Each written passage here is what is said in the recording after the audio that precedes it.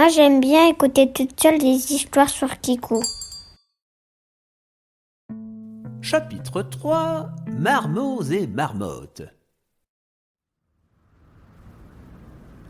Cela faisait à présent quelques minutes que les trois aventuriers attendaient Sa Majesté des Glaces. C'est un peu long, non ? Peut-être qu'elle est en congé aujourd'hui. Je ne sais pas. Oh, regardez, une marmotte. Comme elle est jolie. C'est marrant, ce pelage tout blanc. Ce n'est pas une couleur habituelle pour une marmotte. Vous avez raison. Et il est surtout inhabituel de voir ce genre de créature se promener en plein hiver. Elle est censée hiberner à cette période de l'année. Oh, je crois que j'ai compris. Notre héros en armure vint à la rencontre de l'animal, puis, humblement, il posa un genou à terre et se présenta poliment. « Je vous souhaite la bienvenue, Sa Majesté des Glaces. Mes compagnons et moi-même vous attendions. » Bonjour. Ça alors, une marmotte qui parle. Et c'est un chien qui me dit ça. Ah oui, tiens. Bravo, monsieur le chevalier. Vous êtes malin et vous m'avez reconnu. Mais ne faites point tant de cérémonies. Je n'ai de majesté que le nom. C'est comme cela que les habitants du coin m'appellent. Mais je ne suis qu'un simple et gentil esprit de la forêt. Que puis-je pour vous ? Voudriez-vous essayer quelques vêtements ? J'ai ici une paire de moufles avec des pompons qui n'attend que vous. Tenez, essayez-les. Jean-Paul Touneuf, ce n'est pas le moment, voyons. Mais pourquoi ? Avec son pelage blanc, cela lui siérait à merveille. On peut être une marmotte et être coquette. Où ça ? Des croquettes ? Non, j'ai dit coquette, pas croquette. Oh, zut. Bon, on a vraiment plus urgent à gérer, là, hein. Madame Sa Majesté des Glaces, il y a un monsieur ogre dans la cité de Dives qui s'appelle Maître Moustagache. Il s'occupe de petits lutins et il aurait aimé savoir si une tempête allait réellement s'abattre sur la ville ce soir. C'est assez simple pour moi de vous apporter ce genre de réponse. En effet, vous avez bien fait de venir me trouver. Donnez-moi un instant. La marmotte se plaça face au vent, ferma les yeux, puis médita dans un profond silence. Au bout d'une minute, elle rouvrit ses paupières. Chevalier, je ne sais pas pourquoi votre ami Maître Moustagache s'inquiète du temps, mais ses craintes sont malheureusement fondées. Je vois effectivement une tempête. Elle arrive droit sur nous, et dès ce soir, la ville de Dives et ses alentours seront complètement bloqués. Aïe, aïe, aïe. Ah, voilà qui va compliquer les fêtes de fin d'année de la maison lutinesque. Ils attendent un convoi envoyé par le roi, les cadeaux de Barbe Blanche et Madame Nashka, une dame qui s'occupe d'eux et qui doit rentrer d'un voyage dans la ville d'à côté. Faites-vous vous-même partie de cette maison lutinesque ? Moi ? Ah non, je ne suis même pas un habitant de Dives. Je suis censé passer Noël avec ma compagne, une silencieuse formidable qui s'appelle Monium. Une silencieuse ? Qu'est-ce donc ? Ce sont des gens qui stockent de la magie dans des cartes. Mais j'ai bien peur de ne pas pouvoir la voir finalement. Pourquoi cela ? Vous avez le temps de rentrer chez vous ? C'est vrai, mais je ne peux pas laisser des petits lutins tout tristes derrière moi. Et en plus, si Barbe Blanche ne peut pas passer, c'est toute la ville qui sera privée de cadeaux. Non, c'est décidé, je dois faire quelque chose pour au moins sauver le sourire des enfants de la maison lutinesque. Voilà une mission pour le chevalier Orange. Les chevaliers n'ont-ils pas d'autre mission que de sauver des sourires d'enfants ? Comme sauver le monde, ce genre de choses ? Mais sauver un sourire d'enfant, c'est sauver le monde. Alors je vous souhaite de parvenir à vos fins dans ce périple, messire Orange. Puisse votre courage vous porter loin pour aider ces pauvres gens. Merci pour tout, Sa Majesté des Glaces. Au revoir. Le groupe des trois aventuriers prit la route pour rentrer à Dives. En arrivant devant la cité, Jean-Paul Touneuf dut continuer jusqu'à la prochaine ville. Ses affaires ne lui permettaient pas de rester bloqué 2 jours dans la tempête. Il fit ses au revoir à ses amis. Ah, mes chers compagnons, nos chemins se séparent, je le crains. Tenez, chevalier, j'ai retrouvé cela dans mes stocks. Oh, des bonnets et des chaussettes pour lutins. C'est vraiment gentil de votre part, Jean-Paul Touneuf. Vous êtes quelqu'un de bien. Je vous en prie, ce n'est pas grand-chose. Il y en a pour les 7 petits et même un bonnet en plus. Ça peut toujours servir, allez savoir. Je vous souhaite à tous les deux bonne chance dans votre délicate mission. Au revoir, mes amis. Au revoir. Faites bonne route. Une fois rentré à la maison lutinesque, le chevalier Orange offrit les vêtements au lutin et dut informer Maître Moustagache de la mauvaise nouvelle concernant la météo. Celui-ci fut fort peiné d'apprendre la venue de la tempête, Et tandis qu'il écoutait notre héros, il lissait pensivement les extrémités de sa moustache. « C'est bien dommage. Les petits vont vraiment passer une triste fin d'année. » Ah non, pas si j'ai mon mot à dire. Je ne peux certes rien faire contre la tornade, mais je peux rester pour vous aider à organiser une petite fête pour les enfants. C'est gentil de votre part, chevalier. Mais votre compagne sera triste si vous ne la rejoignez pas. C'est elle aussi une grande aventurière, et je sais qu'elle préférerait que je m'occupe de votre problème. Maître Moustagache, vous avez un chevalier à votre disposition. Je propose de commencer par demander aux enfants s'ils ont des idées. On réunit tous les lutins dans la grande salle, assis devant le paladin, qui tenait une feuille et un crayon. Bon, alors, commençons. Qu'est-ce qui vous ferait plaisir pour fêter Noël demain soir? On lève la main pour répondre, et c'est parti. Oh là, tout le monde veut dire quelque chose, on dirait. Oui, Riton? Je voudrais bien qu'on n'ait pas trop froid dans la grande pièce. Oui, Moi, je voudrais qu'on ait plein de bonnes choses à manger. d'accord. Et de la décoration aussi. De jolies guirlandes cousues. Et une bûche de Noël. Alors Motus? Motus et bûche cousue? Vous pourriez arrêter ces blagues atroces, s'il vous plaît? Bon, ça va. Moi, je voudrais une poupée. Avec des yeux en bouton et un petit nez en tissu. Ah bah non, pour le nez, il faut de la laine. Et comme ça, elle aura un beau nez en laine. C'était des beaux nez en laine. Bon, j'ai compris. Et le petit Eddie, dans le fond, là-bas, il arrête pas de sautiller, il a l'air pressé de parler. Qu'est-ce qu'il faudrait, mon petit Eddie? À manger? À boire? De l'animation? Non, moi, il faut juste que j'aille aux toilettes. Ah, vas-y. Bon, j'ai la liste de ce dont nous aurons besoin. Je vais faire un tour en ville.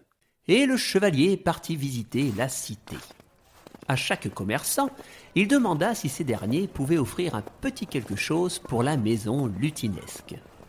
Après quelques heures passées à glaner des marchandises ici et là, il avait récolté un sapin, des aliments, du verre matériau et du bois pour le feu. Il était 5 heures et la nuit arrivait déjà. Lutins en haut et humains en bas, tous s'étaient enfermés chez eux afin de se protéger de la tempête. Les lumières des habitations, mêlées aux lanternes dans les rues, illuminaient la ville, où la neige tombait de plus en plus. Le chevalier resta un instant dehors, contemplant la féerie du décor qui scintillait devant ses yeux. C'était le calme avant la tempête. Au froid se mêlait la magie de la soirée, au froid se mêlait le parfum des cheminées fumantes, au froid se mêlait... le froid. Et il était temps pour le chevalier de rentrer se mettre à l'abri. Il eut tout juste le temps de franchir la porte d'entrée du manoir que déjà le vent s'était levé. Ce dernier hurlait en s'engouffrant dans les ruelles de la cité, telle une bête affamée traquant une proie. À l'intérieur, heureusement, il faisait bon.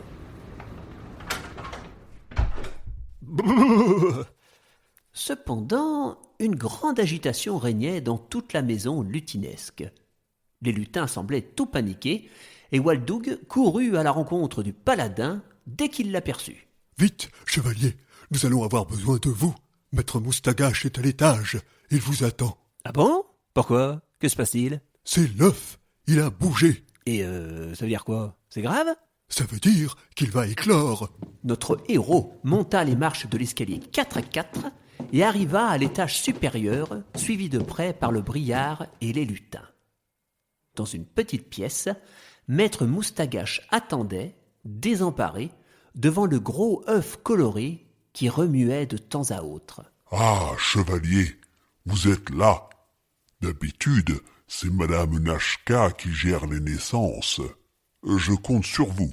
Il faut faire quelque chose. » « Faire quoi? » ?»« Je ne sais pas, moi. C'est vous, le héros. » »« Mais je n'ai jamais fait éclore un œuf, moi. Il nous faudra un spécialiste. Vous n'avez pas une poule qui sait parler dans la cité? » »« Enfin, chevalier, les poules ne parlent pas. » »« Ce matin encore, je discutais avec un chien et une marmotte, vous savez, alors... Regardez, la coquille se fissure. »« Tout le monde était réuni autour de la table, scrutant l'œuf avec émerveillement. Une main minuscule en sortit, puis un bras. Le chevalier aida alors le nouveau-né à se frayer un chemin vers l'extérieur. Il brisa délicatement le haut de la coquille, puis en extirpa le petit être pour l'installer sur un linge préparé à cet effet. Il replia le linge pour couvrir le nourrisson, et enfin il lui posa délicatement sur la tête le petit bonnet en plus qu'avait donné Jean-Paul tout neuf. Un bébé venait de naître. « Mes enfants, voici votre petit frère. Il s'appelle... pour l'instant, il va s'appeler Petit Frère. » Oh, mais c'est trop mignon. Ça va, maître Moustagache? Ouais, vous inquiétez pas, il est juste un peu émotif. Il nous fait le coup à chaque naissance.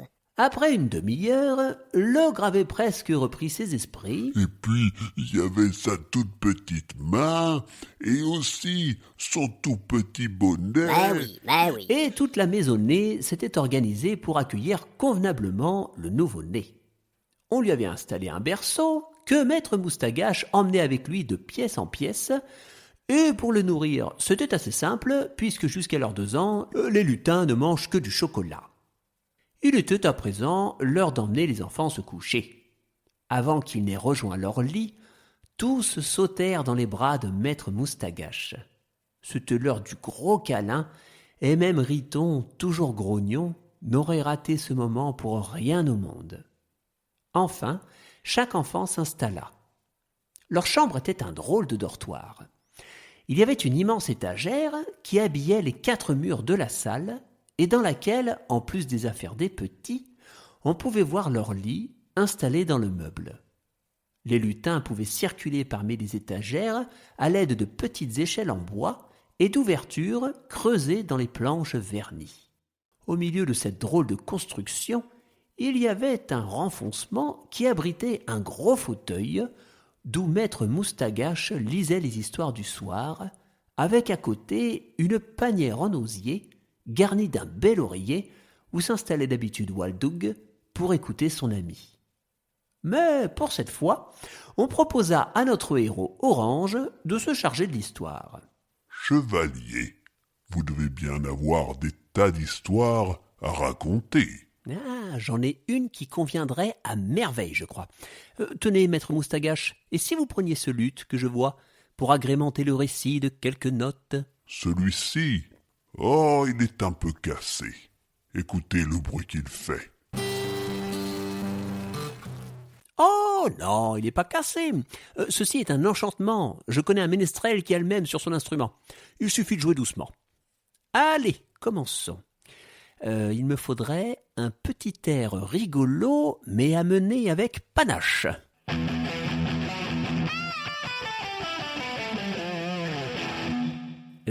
J'avais demandé un air rigolo amené avec panache. Oh, pardon, j'avais compris un pur solo énervé qui arrache.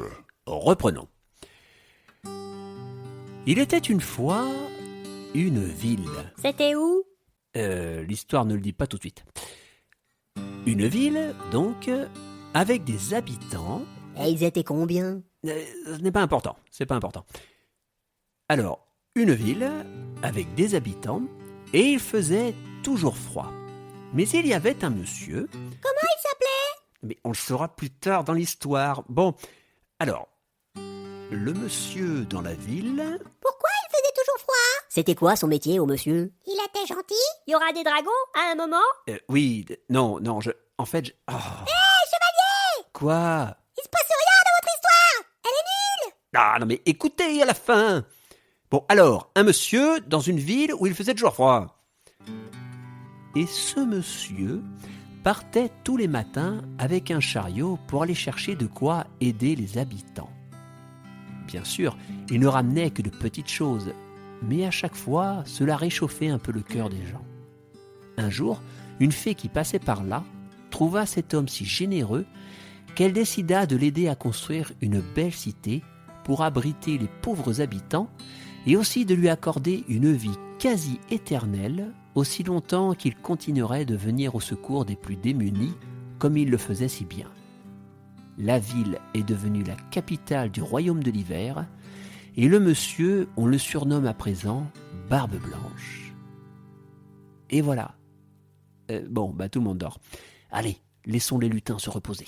Maître Moustache, le chevalier et Waldoug sortirent de la chambre sur la pointe des pieds. Il fallait organiser la journée du lendemain afin de préparer au mieux la fête pour la veillée de Noël. La soirée risquait d'être longue. Alors Waldoug sortit dans la cour jusqu'à une remise adjacente au manoir afin de récupérer 2 belles bûches de bois. Il se hâta car la tempête faisait rage dehors. Maître Moustache récupéra le bois pour relancer le feu dans la cheminée. Ensuite, tout le monde s'installa dans la cuisine. Notre héros fouilla dans les affaires ramenées l'après-midi et en sortit un beau sac de noisettes, de noix et d'amandes qu'il posa sur la table. Puis il prépara du lait d'hiver, une excellente boisson concoctée à partir de lait, de miel, d'écorce d'orange, de poudre de clous de girofle, de cannelle et d'eau de fleurs d'oranger. Chacun prit une chaise autour de la table et la discussion commença. Bon, demain, il faudrait que Maître Moustache s'occupe du bébé et des petits. Waldoug, vous gérerez la décoration et moi-même, je ferai ce que je peux en cuisine. Vous savez cuisiner les croquettes? Waldoug, vous devriez essayer de manger autre chose. Tenez, une amande par exemple. C'est très bon, vous savez. Bref, j'en ai goûté une, je n'aime pas du tout. Vous avez essayé en enlevant la coquille d'abord? Ah, il y avait une coquille? Oh là là là là! Une grosse heure se passa, et après avoir peaufiné l'organisation des préparatifs, les 3 amis prolongèrent un peu la soirée. Tantôt le chevalier parlait d'une aventure, tantôt c'était Maître Moustache qui racontait un peu de l'histoire de la maison lutinesque. Enfin, chacun alla se coucher, car il fallait se reposer pour la journée du lendemain, qui s'annonçait riche en besogne.